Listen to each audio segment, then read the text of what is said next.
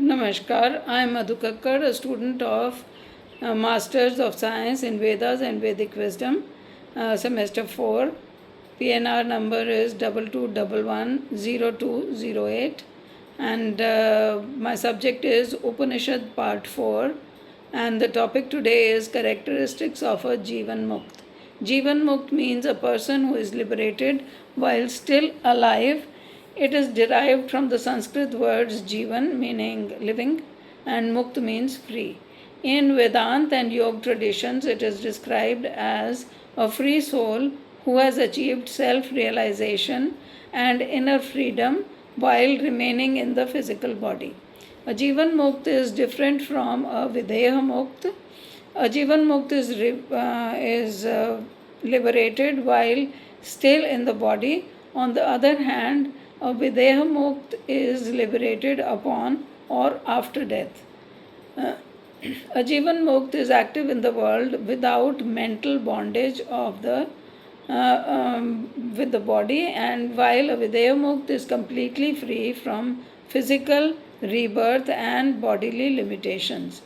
A Jivan Mukt person lives free from worldly desires, greed, fear, and the illusion of the ego before physical death. He no longer creates new karma nor is bound by past actions. He is free from the endless cycle of birth and death, the samsara. He experiences constant peace, divine joy, regardless of the outside events. The physical body continues to function due to the past actions, the prarabdha karma already in motion, but the mind remains completely at peace. Such a person is free from identification with the gross, subtle, and the causal bodies. He remains unshaken by dualities like pleasure and pain, praise and blame. He sees the non dual Brahman permeating everything in the universe. Perception of oneness. A Jivan Mukt realizes that his true self, the Atma, is identical with the ultimate reality, Brahman, and is constantly established in this awareness. He no longer identifies with the body, mind, and ego. He is free from the sense of I-ness and myness. The outer events no longer disturb the inner stillness. Equanimity or samatvam. A Jivan Mukt remains unshaken and mentally balanced in the face of pleasure and pain, praise and blame, gain and loss. Viewing all dualities as temporary appearances, such people treat favorable and unfavorable circumstances with equal detachment. They perform their duty without attachment to the result. Exemption from karma.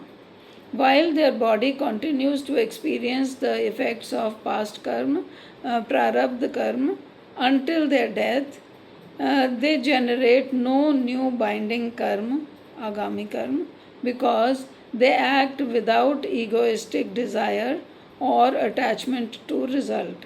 They no longer perceive themselves as the ultimate author or doer of action. They have inner peace while engaging in everyday actions or duties in the world. They maintain unbroken peace and freedom from anxiety, fear, and sorrow. They lack personal desires as they feel complete within themselves because they identify with the timeless self rather than the perishable body. They have conquered the fear of death. Transcendence of gunas, and that is gunatit. They are free from the binding influences of the three qualities of nature: sattva, purity and harmony; rajas, action and passion; tamas, inertia and ignorance. They witness these influences as mere movements of the body and the mind. Key principles of karma free action. First is the absence of ego agency. A Jivan Mukt knows unequivocally that the true self, the Atman, is the changeless witness, the Sakshi, and non doer, Akarta. They view bodily actions as merely the natural interaction of the nature's forces, guna acting upon guna. There is no doer, there is no recipient to own the karma.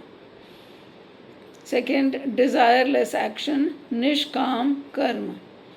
A Jivan Mukt person possesses no personal cravings or sense of lack, being fully fulfilled in the self, Atmaram.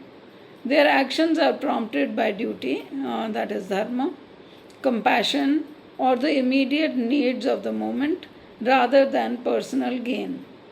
Without desire or expectation, actions leave no karmic or residual vasanas.